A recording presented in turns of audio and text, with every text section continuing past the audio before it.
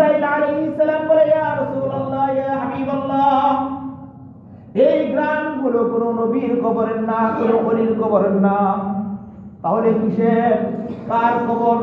এই কার কবরের গ্রাণ আমার নাকের মধ্যে আসতেছে?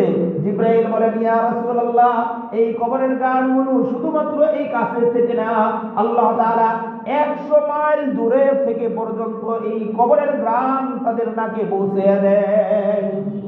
কত দূর পর্যন্ত? 100 মাইল দূরে এই কবরের গ্রাণ তারা তাদের নাকের মধ্যে পায়। রাসূলুল্লাহ সাল্লাল্লাহু আলাইহি ওয়াসাল্লামের আগ্রহ, উদ্দীপনা আরো বেড়ে গেল। ব্যাপার কি? এত গ্রাণ কার, যার কবর থেকে আসে? জিবরাইলকে বারবার জিজ্ঞেস করতেছে, ও ভাই জিবরাইল, বলো না দেখি এখানে কাদের কবর রয়েছে, যাদের কবরের গ্রাণ এত দূর পর্যন্ত পৌঁছে যায়? জিবরাইল আলাইহিস সালাম বলেন, ইয়া রাসূলুল্লাহ, ইয়া হাবিবাল্লাহ,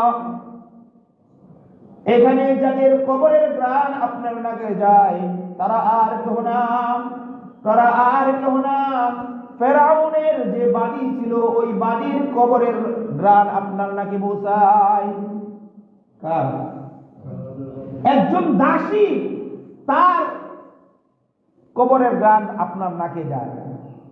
সে বড় কোনো নবীও না, ওলিও না, গাউস কুতুব কিছুই না, একজন সাধারণ বাদী, সাধারণ বাদী। আর এই বাদীর সন্তান 3 জন, ছোট ছোট সন্তান 3 জন, আর এই বাদী, এই 4 জনের কবর এখানে রয়েছে, যাদের কবরের গ্রাণ আপনার নাকের মধ্যে যায়। ব্যাপার কি? তাদের কবরের গ্রাণ আমার নাকের আসতেছে এত সুন্দর ভাবে, তাদেরকে মেশকে আম্বর দিয়ে গোসল করানো হয়েছে। কারণ কি?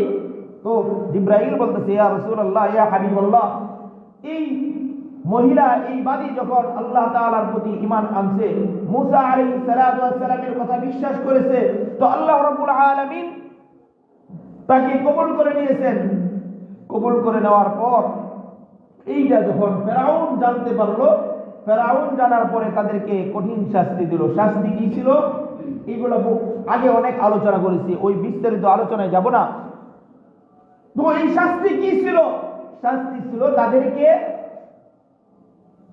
জ্বলন্ত আগুনে তেল ফুটো করে, তেল গরম করে এটার মধ্যে ছেড়ে দিত। শাস্তি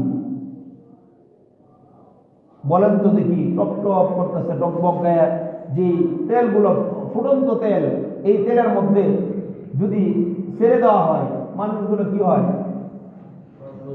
হ্যাঁ, বাধা হয়ে যায় না?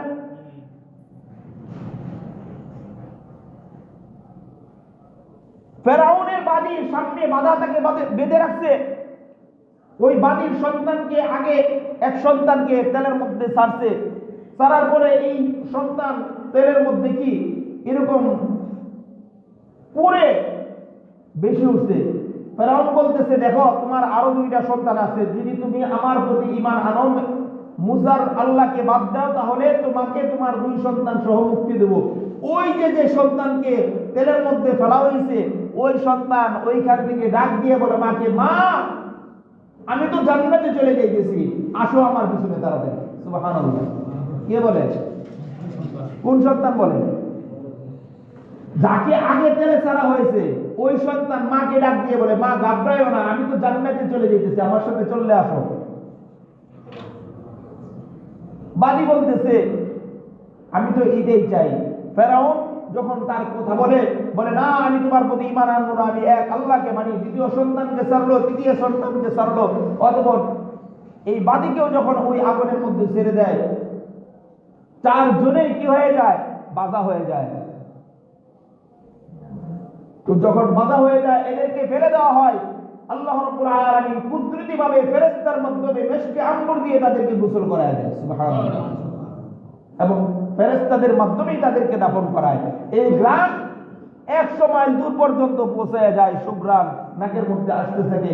রাসূলুল্লাহ সাল্লাল্লাহু আলাইহি ওয়াসাল্লাম যখন জিবরাইলের জবান থেকে এই ঘটনাগুলো শুনতেছিলেন আর অবাক হইতেছিলেন, যখন রাসূলুল্লাহ সাল্লাল্লাহু আলাইহি ওয়াসাল্লাম মেরাজের কথা তাদের কাছে বললেন, তারা আশ্চর্য হয়ে হাসি তামাশা শুরু করলো। কি বলে এগুলা? এগুলা পাগলের প্রলাপ। এই কি সম্ভব?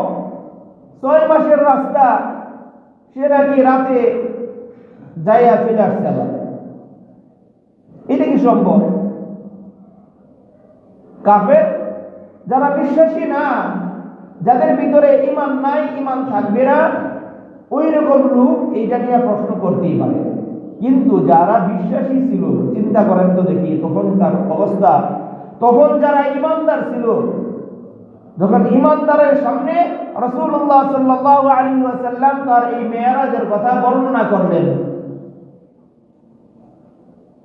বিশেষ করে সিদ্দিক আকবর আবু বকর সিদ্দিক রাদিয়াল্লাহু তাআলা আনহু যখন তার সামনে বলছে আল্লাহর হাবিব সাল্লাল্লাহু আলাইহি ওয়াসাল্লাম মেরাজের কথা, তিনি সাক্ষ্য দিতেছে যে অবশ্যই আপনি যে মেরাজ করতেন আমি এর উপরে ঈমান আনলাম এবং এইটা বিশ্বাস করিলাম। সুবহানাল্লাহ। সকলেই বলতেছে ব্যাপার কি? কেউ বিশ্বাস করতেছে না মক্কার এত জ্ঞানী জ্ঞানী ব্যক্তিরা এখানে আছে। আবুল হাকামের মতো ব্যক্তি এখানে আছে, যাকে মক্কার বুদ্ধিজীবী নামে খ্যাত।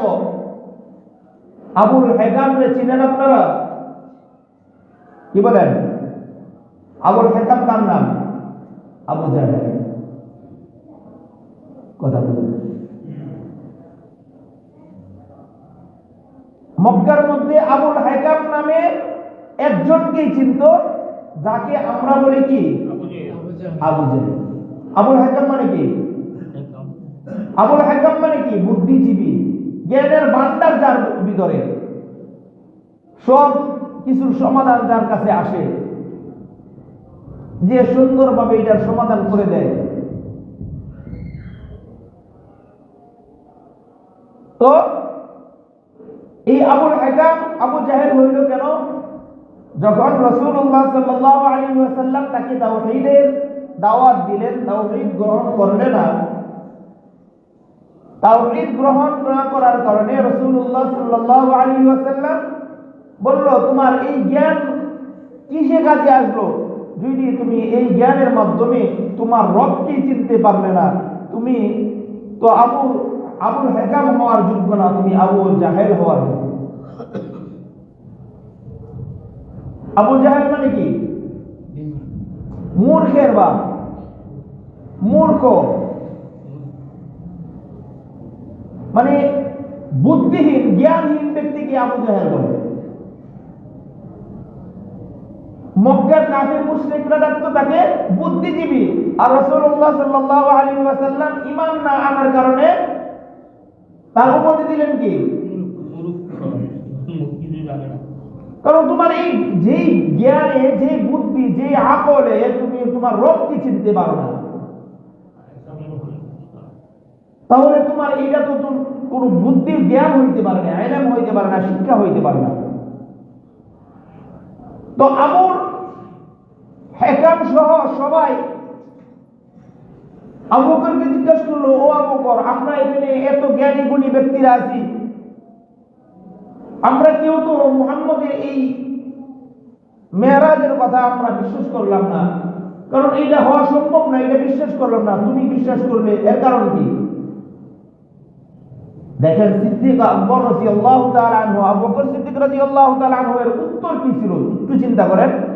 উত্তর ছিল, ও আবু জাহেল, তোমরা তো তোমাদের বিশ্বাস করতে কষ্ট হইতেছে যে মক্কা থেকে বাইতুল মুকাদ্দাস যাবে এবং ওইখান থেকে আসবে, যাওয়া আসা ৬০০০ কিলোমিটার রাস্তা, যাওয়া আসা তার ৬ মাসের সময় লাগবে। এই সময়টুকু তোমার এই দূরত্বটা তোমরা এইটা বিশ্বাস করতে তোমাদের কষ্ট হবে। আবু বকর সিদ্দিক রাদিয়াল্লাহু তাআলা বলতেছে যে এইটা তো দূরের কথা, আমরা তো মুহাম্মদ সাল্লাল্লাহু আলাইহি ওয়াসাল্লামের উপর যারা ঈমান আনছি তারা প্রথম আসমান, সপ্তম আসমান, আল্লাহ তাআলা আরশে আজিমের উপর থেকে মহান রব্বুল আলামিন যে সমস্ত বার্তা দিয়ে অর্থাৎ কুরআনের আয়াত আসে ওইটাও আমরা বিশ্বাস করি। সুবহানাল্লাহ। দুনিয়ার সামান্য এক জায়গার খবর আরেক জায়গার তো বিশ্বাস করা মামুলি ব্যাপার। আমরা বহু উপরের খবর জিব্রাইলের মাধ্যমে আল্লাহর হাবিব সাল্লাল্লাহু আলাইহি ওয়াসাল্লামের কাছে আসে, যখন আসে ওইটাও আমরা সঙ্গে সঙ্গে বিশ্বাস করি। এ ছিল আবু বকর সিদ্দিক রাদিয়াল্লাহু তাআলা আনহুর ঈমানের হালত। মুহতারাম হাজিরিন, সম্মানিত উপস্থিতি, রাসূলুল্লাহ সাল্লাল্লাহু আলাইহি ওয়াসাল্লামের এই যে মেরাজ, এই মেরাজ এটা শুধু আমরা এই ঘটনা শুনবো, কান শু করবো, ভালো লাগবে, মজা নিয়ে বাসায় চলে যাবো, এই না। মেরাজ থেকেও আমাদের অনেক কিছু শিক্ষণীয় আছে। কি বলেন, আছে না নাই? মেরাজ থেকে অনেক কিছু শিক্ষণীয় আছে। রাসূলুল্লাহ সাল্লাল্লাহু আলাইহি ওয়াসাল্লামকে আল্লাহ তাআলা জমিন থেকে নিয়ে আসমানে নিয়ে গেলেন, সপ্তম আসমান উপরে সিদরাতুল মুনতাহার কাছে নিয়ে গেলেন। এই যে এত দূরত্বের একটা রাস্তা অতিক্রম করলেন, রাস্তায় কি কোনো কিছু দেখেন নাই? কথা বলবেন। আল্লাহ তাআলার বহু নিদর্শন আল্লাহ তাআলা তাকে দেখাইছেন। আল্লাহ তাআলার বহু নিদর্শন রাসূলুল্লাহ সাল্লাল্লাহু আলাইহি ওয়াসাল্লামকে দেখাইছেন।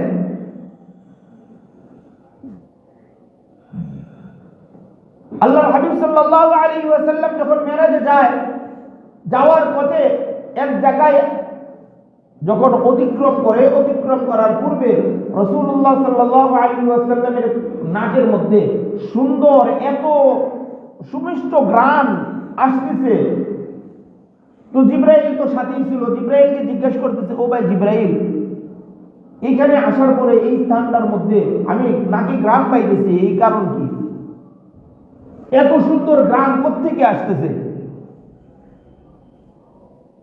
জিব্রাইল আলাইহিস সালাম বললেন, ইয়া রাসূলুল্লাহ, ইয়া হাবিবাল্লাহ, এখানে 4টা কবর আছে। কয়টা কবর? 4টা কবর আছে। এই 4 কবর থেকে আপনার নাকের মধ্যে এই ঘ্রাণগুলো আসতেছে। এই কবরস্থান থেকে তাদের কবরের ঘ্রাণটা আপনার নাকের মধ্যে আসতেছে। আল্লাহ তাআলা এই কবরবাসীদেরকে জান্নাত দিয়েছে এবং জান্নাতি পানি দিয়ে তাদেরকে দৌত করাইছেন। আল্লাহ তাআলা ওই জান্নাতি পানি মেশকে আম্বর দিয়ে তাদেরকে দৌত করেছেন। এই ঘ্রাণ আপনার নাকে আসতেছে, কিয়ামত পর্যন্ত আসতেই থাকবে। সুবহানাল্লাহ। তারা কারা? এখানে 4টা কবর। এই কবরগুলো কোন নবী পয়গম্বরের না। রাসূলুল্লাহ সাল্লাল্লাহু আলাইহি ওয়াসাল্লাম জিবরাইল আলাইহিস সালাতু ওয়াস সালামকে জিজ্ঞাসা করে, ও ভাই জিবরাইল, এখানে যে 4টি কবর রয়েছে, এই 4টি কবর হয়তো বা কোন পয়গম্বরের হবে। আল্লাহ তাআলার অনেক বড় বড় পয়গম্বর অতিবাহিত হয়ে গেছে, তারা ইন্তেকাল করেছে, হয়তো বা কোন নবী পয়গম্বরের কবরগুলো এখানে রয়েছে, যেই কবর থেকে ঘ্রাণ আমার নাকের মধ্যে আসতেছে। জিবরাইল আলাইহিস সালাম বলে, ইয়া রাসূলুল্লাহ, ইয়া হাবিবাল্লাহ, এই ঘ্রাণগুলো কোন নবীর কবরের না, কোন ওলির কবরের না। তাহলে কিসের? কার কবর? এই কার কবরের ঘ্রাণ আমার নাকের মধ্যে আসতেছে? জিবরাইল বলেন, ইয়া রাসূলুল্লাহ, এই কবরের ঘ্রাণগুলো শুধুমাত্র এই কাছে থেকে না, আল্লাহ তাআলা 100 মাইল দূরে থেকে পর্যন্ত এই কবরের ঘ্রাণ তাদের নাকে পৌঁছে দেয়। কত দূর পর্যন্ত? 100 মাইল দূরে এই কবরের ঘ্রাণ তারা তাদের নাকের মধ্যে পায়। রাসূলুল্লাহ সাল্লাল্লাহু আলাইহি ওয়াসাল্লামের আগ্রহ, উদ্দীপনা আরো বেড়ে গেল। ব্যাপার কি? এত ঘ্রাণ কার? যার কবর থেকে আসে। জিবরাইলকে বারবার জিজ্ঞেস করতেছে, ও ভাই জিবরাইল, বলো না দেখি এখানে কাদের কবর রয়েছে, যাদের কবরের ঘ্রাণ এত দূর পর্যন্ত পৌঁছে যায়? জিবরাইল আলাইহিস সালাম বলেন, ইয়া রাসূলুল্লাহ, ইয়া হাবিবাল্লাহ, এখানে যাদের কবরের ঘ্রাণ আপনার নাকে যায়, তারা আর কেউ না, ফেরাউনের যে বাদী ছিল, ওই বাদীর কবরের ঘ্রাণ আপনার নাকে পৌঁছায়। কার? একজন দাসী, তার কবরের ঘ্রাণ আপনার নাকে যায়। সে বড় কোনো নবীও না, ওলিও না, গাউস কুতুব কিছুই না, একজন সাধারণ বাদী। আর এই বাদীর সন্তান 3 জন, ছোট ছোট সন্তান 3 জন। আর এই বাদী, এই 4 জনের কবর এখানে রয়েছে, যাদের কবরের ঘ্রাণ আপনার নাকের মধ্যে যায়। ব্যাপার কি? তাদের কবরের ঘ্রাণ আমার নাকে আসতেছে এত সুন্দরভাবে, তাদেরকে মেশকে আম্বর দিয়ে গোসল করানো হয়েছে, কারণ কি? তো জিব্রাইল বলতেছে, ইয়া রাসূলুল্লাহ, ইয়া হাবিবাল্লাহ, এই মহিলা, এই বাদী যখন আল্লাহ তাআলার প্রতি ঈমান আনছে, মুসা আলাইহিস সালাতু ওয়াস সালামের কথা বিশ্বাস করেছে, তো আল্লাহ রাব্বুল আলামিন তাকে কবুল করে নিয়েছেন। কবুল করে নেওয়ার পর এইটা যখন ফেরাউন জানতে পারলো, ফেরাউন জানার পরে তাদেরকে কঠিন শাস্তি দিল। শাস্তি কি ছিল এইগুলো আগে অনেক আলোচনা করেছি, ওই বিস্তারিত আলোচনায় যাব না। তো এই শাস্তি কি ছিল? শাস্তি ছিল তাদেরকে জ্বলন্ত আগুনে তেল ফুটো করে, তেল গরম করে এটার মধ্যে ছেড়ে দিত। শাস্তি বলেন তো দেখি, টক টক করতেছে, টকবক যে তেলগুলো, ফুটন্ত তেল, এই তেলের মধ্যে যদি ছেড়ে দেওয়া হয়, মানুষগুলো কি হয়? হ্যাঁ, বাধা হয়ে যায় না?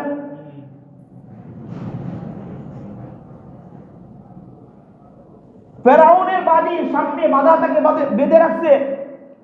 ওই বাদীর সন্তানকে আগে, এক সন্তানকে তেলের মধ্যে ছাড়ছে, ছাড়ার পরে এই সন্তান তেলের মধ্যে কি এরকম পরে বেশি উঠছে। ফেরাউন বলতেছে, দেখো তোমার আরো দুইটা সন্তান আছে, যদি তুমি আমার প্রতি ঈমান আনো, মুসার আল্লাহকে বাদ দাও, তাহলে তোমাকে তোমার দুই সন্তান সহ মুক্তি দেব। ওই যে সন্তানকে তেলের মধ্যে ফেলা হয়েছে, ওই সন্তান ওইখান থেকে ডাক দিয়ে বলে মাকে, মা আমি তো জান্নাতে চলে যাইতেছি, আসো আমার পিছনে তাড়াতাড়ি। সুবহানাল্লাহ। কে বলে? কোন সন্তান বলে? যাকে আগে তেলে ছাড়া হয়েছে ওই সন্তান মাকে ডাক দিয়ে বলে, মা ঘাবড়াইও না, আমি তো জান্নাতে চলে যেতেছি, আমার সাথে চললে আসো। বাদী বলতেছে, আমি তো এটাই চাই। ফেরাউন যখন তার কথা বলে না, আমি তোমার প্রতি ঈমান আনবো না, আমি এক আল্লাহকে মানি, দ্বিতীয় সন্তানকে ছাড়লো, তৃতীয় সন্তানকে ছাড়লো, অতঃপর এই বাদীকেও যখন ওই আগুনের মধ্যে ছেড়ে দেয়, চারজনেই কি হয়ে যায়? বাধা হয়ে যায়। তো যখন বাধা হয়ে যায়, এদেরকে ফেলে দেওয়া হয়। আল্লাহ রাব্বুল আলামিন কুদরতিভাবে ফেরেশতার মাধ্যমে মেশকে আম্বর দিয়ে তাদেরকে গোসল করায় দেয়। সুবহানাল্লাহ। এবং ফেরেশতাদের মাধ্যমেই তাদেরকে দাফন করায়। এই ঘ্রাণ 100 মাইল দূর পর্যন্ত পৌঁছে যায়, সুঘ্রাণ নাকের মধ্যে আসতে থাকে। রাসূলুল্লাহ সাল্লাল্লাহু আলাইহি ওয়াসাল্লাম যখন জিবরাইলের জবান থেকে এই ঘটনাগুলো শুনতেছিলেন আর অবাক হইতেছিলেন, আল্লাহর হাবিব সাল্লাল্লাহু আলাইহি ওয়াসাল্লামকে জিবরাইল বলেন, ইয়া রাসূলুল্লাহ, রাস্তা অনেক দূর, চলেন, দেরি করার সময় নাই। দেরি করার রাস্তা খুব দূর, অনেক দূর যেতে হবে। আমরা তো এখন জমিনের মধ্যে আছি। রাসূলুল্লাহ সাল্লাল্লাহু আলাইহি ওয়াসাল্লামকে নিয়ে জিবরাইল আলাইহিস সালাতু ওয়াস সালাম এখন ঊর্ধ্বগমনে গ্রহণ করলেন। যাইতে যাইতে যাইতে যাইতে আল্লাহ রাব্বুল আলামিন তাকে সিদরাতুল মুনতাহায় পৌঁছায় দিলেন। কোথায়? সিদরাতুল মুনতাহা কোথায় আছে? আমেরিকার কোন এক কান্ট্রিতে হবে। কোথায়? ইউরোপে নাকি কোথায়? হ্যাঁ, সিদরাতুল মুনতাহা, এইটা অর্থাৎ সৃষ্টি জগতে, কিসের বললাম? সৃষ্টি জগতের শেষ সীমানা, বর্ডার। সৃষ্টি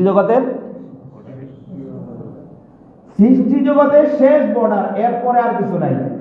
আমরা মৃত্যুর পরে আমাদের তো এক জায়গায় যাইতে হবে। কি আমরা আশা করি মৃত্যুর পরে আমরা কোথায় যাব? জান্নাতে।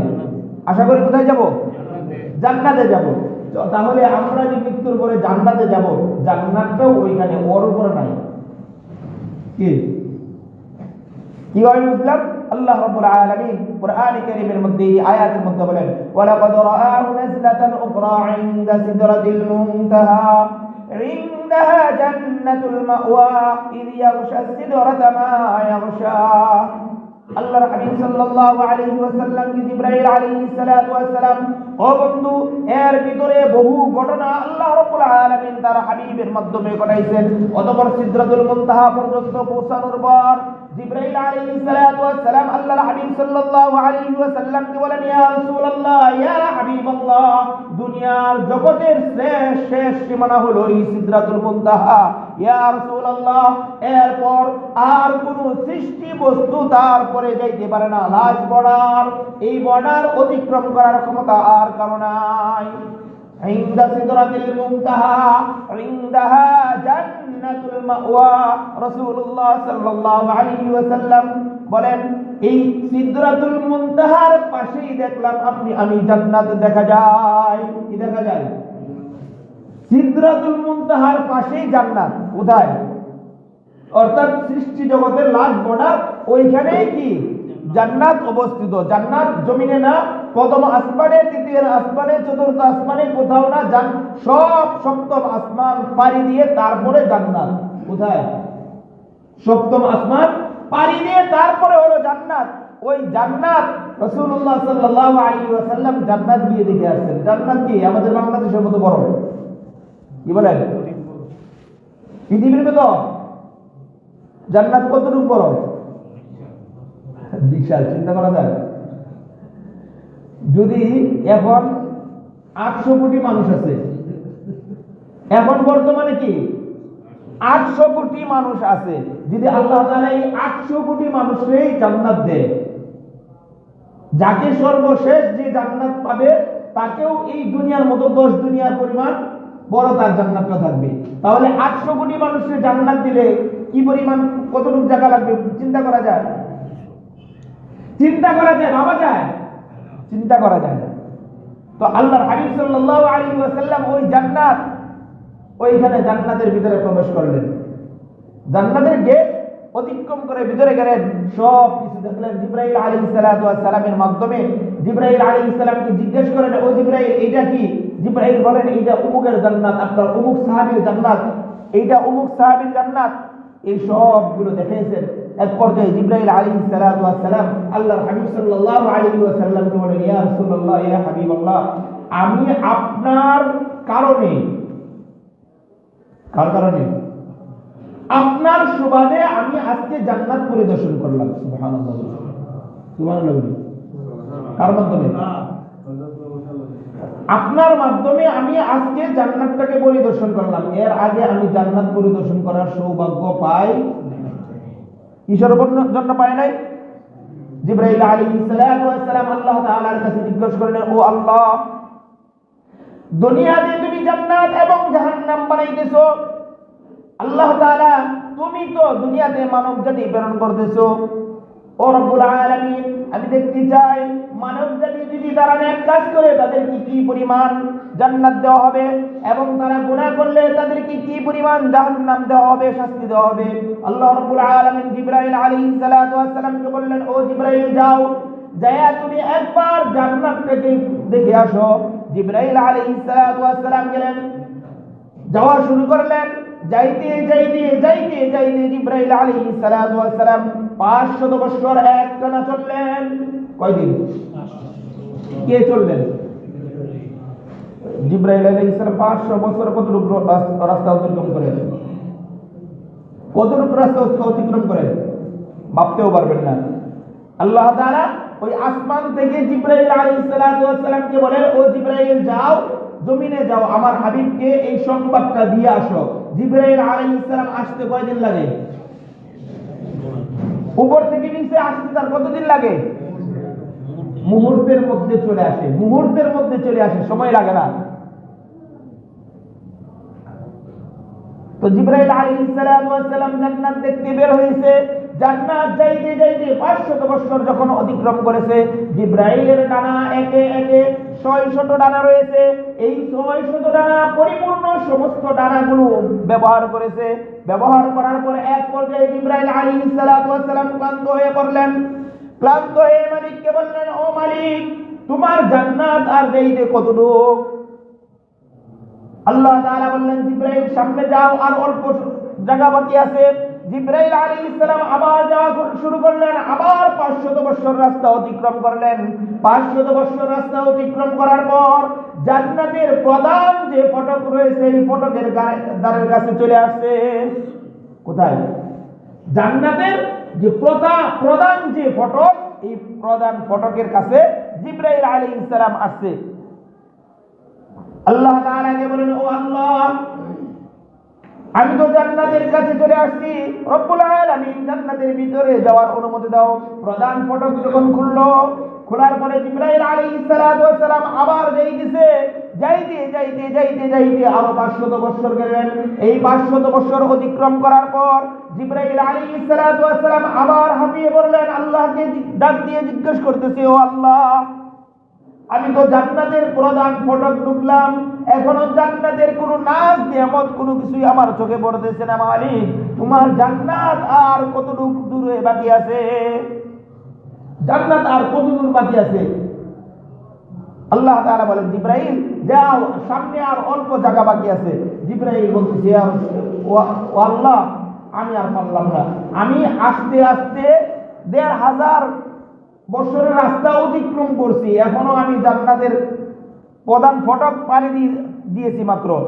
এখন আমি যদি আবার আমার আগের জায়গায় ফিরে যাইতে চাই, আরো ১৫০০ বছর আমার এরকম কি করতে হবে? অতিক্রম করতে হবে। আল্লাহ, আমি পারবো না, আমাকে ক্ষমা করো। আল্লাহ তাআলা জিবরাইল আলাইহিস সালাতু ওয়াস সালাম ফিরত গেলেন। আল্লাহর হাবিব সাল্লাল্লাহু আলাইহি ওয়াসাল্লামকে জিবরাইল বলতেছে, ইয়া রাসূলুল্লাহ, ইয়া হাবিবাল্লাহ, তখন আমি আয়েশা এইখানে জান্নাতে প্রবেশ করতে আমি পারি নাই, এখন আপনার কারণে, আপনার জন্য আমি জান্নাতটাকে দেখতে পারলাম। কার জন্য? আপনার সুবাদে জান্নাতের নাজ নিয়ামতগুলো দেখতে পারলাম, এইগুলা উপভোগ করতে পারলাম। রাসূলুল্লাহ সাল্লাল্লাহু আলাইহি ওয়াসাল্লাম বলেন, আমি আমার স্বচক্ষে গিয়ে জান্নাত দেখে আসছি, এবং এই জান্নাতের মধ্যে আমার কোন উম্মতকে তার কোন আমলের কারণে কেমন জান্নাত দিবে, এই সবগুলো আমি স্বচক্ষে দেখে আসছি। জান্নাতে সব নাজ নিয়ামত দেখে আসছে, এবং আল্লাহর হাবিব সাল্লাল্লাহু আলাইহি ওয়াসাল্লামকে আল্লাহ তাআলা জাহান্নামও দেখাইছেন। কি দেখাইছেন? জাহান্নামও রাসূলুল্লাহ সাল্লাল্লাহু আলাইহি ওয়াসাল্লাম দেখে আসছেন, এবং তিনি বলেন, আমি জাহান্নামের মধ্যে বহু ধরনের লোক আমি দেখছি। জিনাখোরদেরকে পাইছি, ঘুষখোরদের পাইছি, নেশাখোরদেরকে জাহান্নামের মধ্যে পাইছি। তাদের শাস্তি বিভিন্ন রকমের, এক একজনের শাস্তি এক এক রকমের দেখলাম। আল্লাহর হাবিব সাল্লাল্লাহু আলাইহি ওয়াসাল্লাম বলেন, এই জাহান্নামের যে শাস্তি, এর মধ্যে সবচেয়ে আশ্চর্য এবং ভয়ঙ্কর একটা শাস্তি দেখছি। কে বলতেছে? কেমন শাস্তির কথা বলতেছে? আশ্চর্য ভয়ঙ্কর শাস্তির কথা বলতেছে। নবীজি সাল্লাল্লাহু আলাইহি ওয়াসাল্লাম নিজেই আশ্চর্য এবং ভয় পেয়ে গেছে যে শাস্তি দেখে। কি শাস্তি? রাসূলুল্লাহ সাল্লাল্লাহু আলাইহি ওয়াসাল্লাম বলেন, আমি দেখলাম দুইজন ফেরেশতা, একজন জাহান্নামীর মাথার কাছে দাঁড়িয়ে আছে, তাদের হাতে করাত। হাতে কি? করাত। তার এই করাত দিয়ে তার মুখটা, তার ডান দিকের চোয়ালটাকে এই করাত দিয়ে ছিঁড়তেছে। কি দিয়া? ছিঁড়তে ছিঁড়তে এই ফেরেশতা একদম শেষ পর্যন্ত ছিঁড়তে থাকে, এটাকে কাটতে থাকে। যখন এই পাশ, ডান পাশ কাটা শেষ হয়, বাম পাশের ফেরেশতা আবার ওই বাম পাশ, বাম চোয়াল এরকম ভাবে কাটতে থাকে করার দিয়ে। এবং কিছুক্ষণ পর পর একজন ফেরেশতা তার হাতের মধ্যে বড় এক পাথর, ওই পাথর দিয়ে এই ব্যক্তিটার মাথার মধ্যে আঘাত করে, এবং এই মাথাটা চূর্ণ বিচূর্ণ হয়ে এদিক সেদিক পড়ে যায়। আবার এইগুলা টুকায় আইনা এই মাথাটাকে ঝোলা দেয়। এইভাবে শাস্তি, আমি এমন ভয়ঙ্কর শাস্তি জাহান্নামের মধ্যে আর কোথাও এমন ভয়ঙ্কর শাস্তি পাই নাই। এই শাস্তি দেখে, জাহান্নামের সব শাস্তি তো ভয়ঙ্কর, কিন্তু এই ভয়ঙ্করের মধ্যে এইটা এত ভয়ঙ্কর। রাসূলুল্লাহ সাল্লাল্লাহু আলাইহি ওয়াসাল্লাম বলেন, আমি এই শাস্তি দেখে অত্যাধিক ভয় পাইলাম। তোমরা কি জানো এইটা কিসের শাস্তি? কি শুনবেন? কিসের শাস্তি এটা? শুনলে আমরা আমল করতে হবে। যেই গুনার মধ্যে আমরা প্রত্যেকেই, আমি ইমাম, মুয়াজ্জিন, মুক্তাদি যা আছে সব এই গুনার মধ্যে লিপ্ত। আল্লাহ তাআলা আমাদেরকে হেফাজত করুন, বলে আমিন। বাঁচতে পারবো তো আজকে এই শাস্তি থেকে? এই কথা শোনার পরে চেষ্টা করবো ইনশাআল্লাহ। রাসূলুল্লাহ সাল্লাল্লাহু আলাইহি ওয়াসাল্লাম বলেন, এই যে এই ভয়ঙ্কর শাস্তি, যে শাস্তি দেখে আমি নিজে ভয় পেয়ে গেছি, এইটা হলো বিপদ শেখায়তের শাস্তি। গীবতের শাস্তি এটা। কি বলেন? আমরা এই কাজের মধ্যে জড়িত না? আছে হয়তো বা কোনো আল্লাহর বান্দা যে এই কাজের মধ্যে, এই ভয়ঙ্কর এই গুনার মধ্যে সামিল না, অথচ বহু লোক এমন আছে এই গীবতটাকে গীবতই মনে করে না। সে বলে যে আমি তো সত্যি কথা বলতেছি, সে করছে এই কাজ। তো অমুকে কি করছে? চুরি করছে। আরে চুরি করছে, আমি চুরি কথা বললে সমস্যা কি? সে কি করছে? অমুক জায়গায় গেছে, খারাপ জায়গায় গেছে, খারাপ জায়গায় গেছে, আমি বললে সমস্যা কি? সত্য কথা তো বলতেছি। এই সত্য কথা যদি ওই ব্যক্তি করে থাকে, কোনো একটা অন্যায় কাজ করছে, এই কথা, অর্থাৎ গীবত কাকে বলে? গীবত বলা হয় যে কথা তার ওই ব্যক্তির সামনে বললে সে মন খারাপ করে, এমন কথাকেই কি বলে? গীবত বলে। কি বলেন?